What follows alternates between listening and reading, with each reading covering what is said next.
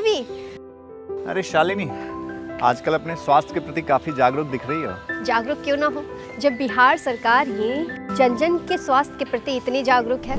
इस बार के बजट में बिहार सरकार स्वास्थ्य सेवा पर 20,335 करोड़ रुपए का प्रावधान किया है। इतना ही नहीं, बिहार सरकार ने संपूर्ण राज्य के लोगों के सेहत की चिंता करते हुए शहरी क्षेत्र के लोगों के लिए, खासकर जो वंचित वर्ग से आते हैं, जो स्लम एरियाज में रहते हैं, उनके लिए नगर चिकित्सा स्वास्थ्य केंद्रों के स्थापना की बात कही है। और इसके प्रथम चरण में कुल 9 प्रमंडलों के जिला मुख्यालयों में 108 चिकित्सा केंद्रों के स्थापना की बात कही गई है। बिहार सरकार कैंसर जैसी घातक बीमारी को रोकने के लिए भी काफी गंभीर है। इसी बजट में बिहार कैंसर केयर सोसाइटी की स्थापना भी की जानी है और बेगूसराय में कैंसर अस्पताल की स्थापना भी की जाएगी। इस बार बिहार सरकार के बजट में निजी क्षेत्रों के सहयोग से नए निजी मेडिकल कॉलेज की स्थापना की बात कही गई है। साथ ही साथ पीपीपी के आधार पे नए सरकारी मेडिकल कॉलेज भी खोले जाएंगे। सूबे के लोगों को इलाज के लिए परेशान न होना पड़े, इसलिए सभी बड़े अनुमंडलों में अनुमंडल अस्पताल के अलावा एक रेफरल अस्पताल के स्थापना की बात भी कही गई है। राज्य सरकार द्वारा लोक स्वास्थ्य प्रबंधन संवर्ग का सृजन भी किया जाएगा। बिल्कुल, और बिहार सरकार ने फार्मास्यूटिकल और मेडिकल इक्विपमेंट्स मैन्युफैक्चरिंग सेक्टर को बढ़ावा देने और फार्मास्यूटिकल क्षेत्रों द्वारा पर्यावरण अनुकूल मैन्युफैक्चरिंग, रिसर्च और डेवलपमेंट के लिए बिहार फार्मास्यूटिकल प्रमोशन पॉलिसी 2025 लागू की जाएगी। इससे तो शैक्षणिक और औद्योगिक विकास के नए अवसर भी मिलेंगे और रोजगार का सृजन भी होगा।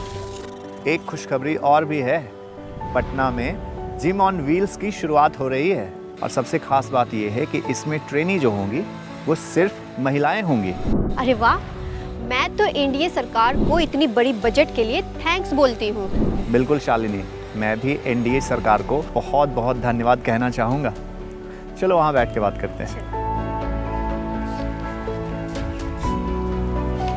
इस बार सरकार ने आईटी सेक्टर पे भी काफी ध्यान दिया है। स्टेट डाटा सेंटर 2.0 की कंप्यूटिंग एवं स्टोरेज क्षमता को बढ़ाने हेतु फेज 2 की योजना बनाई है, जिसके तहत आने वाले सालों में 500 से अधिक वेबसाइट, पोर्टल्स, एप्लीकेशंस होस्ट किए जाएंगे। अगर किसी प्रकार का साइबर अटैक या प्राकृतिक आपदा आती है तो गतिविधियां चलती रहे और डेटा रिकवरी हो सके। इसके लिए डिजास्टर रिकवरी और business continuity Bihar state data centre परियोजना शुरू की जाएगी। आजकल क्लाइमेट चेंज की वजह से हम सब कितने परेशान है ना। सिर्फ हम सब ही नहीं, पूरी दुनिया क्लाइमेट चेंज से परेशान है। बिहार सरकार ने इसे देखते हुए कई महत्वपूर्ण फैसले लिए हैं। सरकार ने बिहार ग्रीनफील्ड डेवलपमेंट फंड बनाने की घोषणा की है। इससे बिहार को जलवायु अनुकूल और कार्बन न्यूट्रल बनाने में मदद मिलेगी। बिहार में वायु गुणवत्ता में सुधार और वायु प्रदूषण नियंत्रण के लिए 100 करोड़ रुपए की लागत से बिहार क्लीन एयर ट्रांसफॉर्मेशन परियोजना शुरू की जाएगी। लेमन टी वाले भैया, जरा यहाँ आइए, हमें भी जरा लेमन टी पिलाइए। नहीं। पहले चाचा जी। अरे भैया, पहले बच्चों को पिलाओ।